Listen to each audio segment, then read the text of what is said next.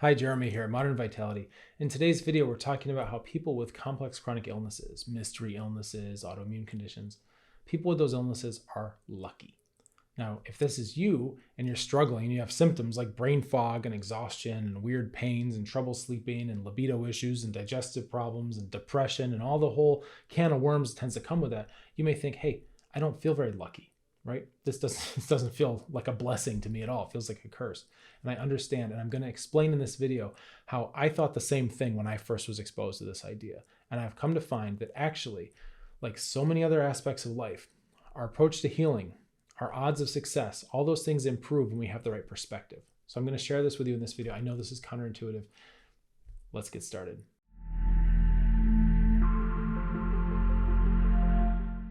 These kinds of reframes are really massive in terms of our healing potential. And what you need to understand is that healing is not just mental. I know some people, they go after this, oh, it's the power of the mind and the subconscious mind, and I'm going to like manifest health and all this kind of stuff, which is good. It's great. I do not discount that. In fact, that's some of the stuff, if you're at all familiar with my work, you've probably heard me advocate this, like the way we think about things is very important. And at the same time, it's not enough, right? For most people. I know there are some people who have healed themselves with their mind and all that, but this is the vast minority of people. Most people that I meet, that I encounter, that come into my world here, they've tried some of that stuff. They maybe get some results, but they feel like, there's more to it. And there is, right? There is. What I'm going to tell you, this is not just a mental thing, but the mental piece is important. And in terms of like making progress with your healing, you want to make sure that you don't have your foot on your brake. Okay, because we can add all the gas we want, but if our foot's on the brake the whole time, we're not going to go very fast. And sometimes these belief systems act like a foot on the brake, meaning having negative thoughts, negative emotions around resentment and guilt and shame and anger and all. It's natural as a human being to go through this, right? But we want to start to go through those emotions as quickly as we can and process them pretty cleanly so we can show up to heal with an open and curious mind, okay? Because then your foot is off the brake. And the things you're doing can work a little bit better. Same thing, skepticism, right? It's good to have a healthy sense of skepticism. I know I do, right? But you don't want to have skepticism to the point where you're just totally jaded and just you think nothing will work, right? You need to have some optimism underneath as well. So all that's to say, when we look at a topic like this, like feeling lucky for having a disease, it's really interesting because this isn't just lip service. Right? In the short term, it doesn't make any sense. And I remember one of my mentors, she was a dear, dear teacher to me. And this was, I don't know, early 2000s. I had this conversation with one of my teachers. And she said, and she was talking about any kind of chronic complex condition. She said that people with these diseases, they're lucky. They're very lucky. And I immediately was like, you're full of it. I was like, you're just trying to make people feel better, or you're just talking crazy just to stand. I was like, why are you saying this? It doesn't make any sense to me, right? Of course, I was in my early 20s, and I would like to say that my worldview wasn't very evolved yet back then as it could have been, right? So I know I've made strides in the way I think about things too as I've matured, right? But I was kind of younger, and I personally, I wasn't that developed in my early 20s. I was having a hard time with longer term thinking, but conversations like this kind of snap me out of it. So she said, yeah, people are lucky with these conditions. I said, okay, can you explain that? I don't understand what you're saying. And she broke it down so that even I could understand back then. And she said, well, listen, what's happening now is their system is more sensitive, right? Your body is more sensitive, and little things are having big effects on you. So you may have a condition, a medical disease diagnosis, or even if sometimes they just suspect something, or there's just enough stuff that's kind of not right that makes you think something's going on, right? Whether it's officially diagnosed or not. And you have all these symptoms, and you're very almost hyper reactive to what's going on with the world around you in terms of foods, emotions, situations, environmental things, right? All this stuff can really have a big effect on your system. But what that does, and her point too, is she said people who get these conditions at a young age are the most lucky. And I was like, you're killing me here, right? How does this make sense? And she said, because what that does is it forces you to pay attention to things other people are numb to, right? So normal people that don't have any kind of disease diagnosis, they're still affected by the environment, right? They're still affected by the foods they eat, by their emotions, but they have no warnings, right? There's no lights flashing on their internal dashboard telling them to pay attention to something. So they're going to go through life with a false sense of security. All these things have been undermining the health of normal people for 10 years, 20 years, 40 years, 50 years, whatever. And they have no idea that their health is eroding because they're not sensitive enough. They're not tuned in enough. to feel it, right? So eventually it just bottoms out, and then you get really sick and you don't know why, and it doesn't make any sense. And there's no proactive care. And her point was, people that have these conditions, these complex chronic conditions, they have no choice but to start to pay attention to self-care. And what that does over time is that starts to build up habits and systems in your life, right? This is one of the things I work with all the people that come through my group, my programs. I'm always building up systems of self-care so that you have these things and you don't have to think about them and reinvent the wheel all the time, right? But when you put those systems into place, now you're setting up a foundation so that, yes, life is going to be trying to hurt us, right? There's going to be weather problems. There's going to be pathogens. There's stuff in the environment, right? There's mold spores everywhere. There's foods that aren't perfect. There's all these modern insults. It's one of the reasons I call this modern vitality, is to have vitality in the modern world is quite a feat. It's quite a challenge with all the stuff in the sky, in the soil, on the food, in the air, right? All these things that are manufactured that are now assaulting us all the time. And more people are becoming sensitive, right? Because there's no choice.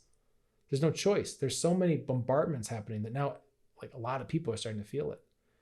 But if you're early, if you're even more on the kind of hypersensitive side of the spectrum, then you've had a lot of practice with this. And this is one of the things I've noticed too from working with all the complex chronic health condition folks, is that the communities are very savvy to things. So when the average population is starting to get subjected to electromagnetic radiation, right? Non-native EMFs coming in from rollouts and all this stuff that nobody asked for, right? And now people are starting to get sick. Well, the complex chronic health folks, they already know it. They already saw it coming. They're already monitoring their EMF levels. They're already doing shielding, right? They're already doing all these things to mitigate and minimize those types of effects. And likewise for basically every other issue that's happening. So if you're dealing with something complex and chronic, something baffling, even if you've got a wild symptom picture, I will tell you, I think there's some truth to that. You're lucky because you've been forced to prepare, even though it doesn't feel like luck at first, or even right now, right? It might not feel like a blessing, feels like a curse. But what that's doing, if you embrace that, if you dive into that, is it's forcing you to pay attention to some things that nobody else is paying attention to. And what that allows you to do is prepare and learn and start to become more resilient and more strong. And then when the bottom drops out of the normal people and nobody knows what to do, there you are, and you can help and you can guide and you can lead and you can serve people that way and you can share what you've learned. Pretty wild when you think about it. When you think about what's your bigger kind of life calling, right? Now, this doesn't mean that we need to suffer, right? Always suffer, because that's where all the value is. But what we can do is we can find value in the suffering we've had, as long as we can use it and extract it, right? Not just suffering for suffering's sake, not just having pain with no purpose, but instead looking at, what are these lessons I've extracted? What wisdom have I gained from this experience, even though it's been unpleasant? And you'll find, actually, when you look and you zoom out, you're going to find that you know a lot of things that most people have no idea about. And that's an extreme strength. And it's going to become very, very valuable as the modern world gets more and more toxic, basically, right? You know things that are extremely important. People already are probably starting to ask you about things that they didn't used to ask you about, because they know that you know that stuff, and it's becoming very, very relevant. So that's one piece. Now, the other thing that I've noticed, the second piece of why it's lucky, is because once you start to get, just as my teacher said all those years ago, once you start to get forced to pay attention to your body and develop self-care practices and all that, if you can organize your care in the right way, and this is something I've had to develop because even my teacher back then didn't have this laid out so cleanly, right? But if you can learn how to go through the stages of healing, immune system, digestive, neuroadrenal, blood circulation, then after that, we have boosting like mitochondria and hormones and all that kind of stuff, if needed, biohacking, all those things, right? That lives there. It's not your first move. Okay. Start with the immune system. Usually most people do best with that. If you do that, if you follow a process like that, you can go from being sick, right? Oh, I don't feel good. I'm exhausted. I've got weird pains. I've got brain fog. I'm bed bound, all this stuff. You can go from that. Seriously, you can dig your way out of that pit. And when you get to the other side, you don't just stop at normal, right? You dig your way up, and you don't just stop at normal. You actually have momentum, and you keep going. And this is the wild thing. This is really wild, because so many times when I say this, I know when I say this, I sound crazy if you're in the pit, right? But I've seen it happen enough to know that there's the potential for you to dig yourself out of the pit of not feeling good. And when you come out the other side, you're actually stronger than the average person. You have more vitality, you have more energy than the average person who's been settling for the numb status quo because they don't have pain. They don't have pain to prompt them, right? To motivate them into actually learning how to really take care of themselves. This is wild. When I watch people who are, a lot of times it's not always women, but a lot of times this kind of archetype happens where the mother or the matriarch or the female kind of head of household, right? She's taking care of everybody else. And then she hits a point where she kind of can't anymore because of, burnout of her systems. So exhaustion, like I said, exhaustion, fatigue, brain fog, weird pains, all this stuff kind of piles up. Yeah, sure, there's typically some kind of medical condition involved, right? But basically like, oh, I'm sick now. I can't take care of people how I used to. And then all of a sudden it changes and everybody else is not taking care of her, which feels weird because she's not used to that, right? And then everybody kind of sees her as, even though they don't say it, they see her as like the weakest person in the family who needs the most accommodation, right? And oftentimes the patient will feel that and they don't like how that feels because they're especially used to being like the strong one that kind of pulls through for everybody else. But of course that's the pattern, right? You pulled through for everybody else and didn't start taking care of yourself until it got that bad. And I know I'm going off here, but once that happens, right? All of a sudden, status wise, ability wise, you're kind of like the weakest one in the household, but you start working through a system, right? Actually getting your health back in a strategic way. And now you start to get healthier than you were before when everything was fine and normal, right? You're healthier than that. And then you actually become the strongest person in your house. It's a crazy transformation because now you can actually go back to giving and taking care of the other people, but it doesn't deplete you. It feeds you because you have that vitality, because you've got an underlying system set up of self-care, basically. And your software is updated to where you know how to read what your body needs, where we've taken your intuition and we've now trained it.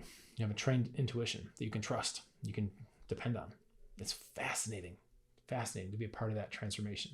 So if you're dealing with a complex chronic health condition and you don't want to do it alone, there's a lovely community of people, which I started. It's called Modern Vitality Solutions and Support. It's a free group to join as a guest. You'll find the link in the description below. If I see your application and it looks really good, like you're going to be a great fit for our group, I'll get you in as soon as we can. Now, my caveat here is that I keep it small. Why do I keep the group small? Because you can ask me anything in there. And I like to know who's in there. I like to know who I'm talking to. So if you ask me for my perspective on something, I can give you information that's more tailored to your specific situation, right? So I like to know what's going on. That means I keep the group cozy and we do tend to fill up. So you may find there's a wait. If your application looks really good, it might be a month, right? It might be 2 months before I can get you in the group. But again, it's free to join. And in the meantime, consider liking this video, subscribing to the channel, right? Why should you do this? Well, because now you're taking charge over these algorithms. If you see something that helps you, right? And if you're dealing with a complex chronic health condition, getting your health back is probably the biggest thing on your plate. It should be your first priority, right? That's what's blocking you up from the whole rest of anything else you want to do. So if you see something that helps you along with something very important to you, and you start subscribing and liking and all that, you're signaling to the algorithm you want to see more things like that because they actually matter to you, right? I know we all go on social media for a little bit of escapism and some kind of scrolling and whatever random stuff and funny things and all that, which is fine. But at the same time, if you train these algorithms to show you things that help you, you can get a lot smarter, a lot faster. So I would encourage that. All right, I hope this video helps you. Let's get you feeling better. Cheers.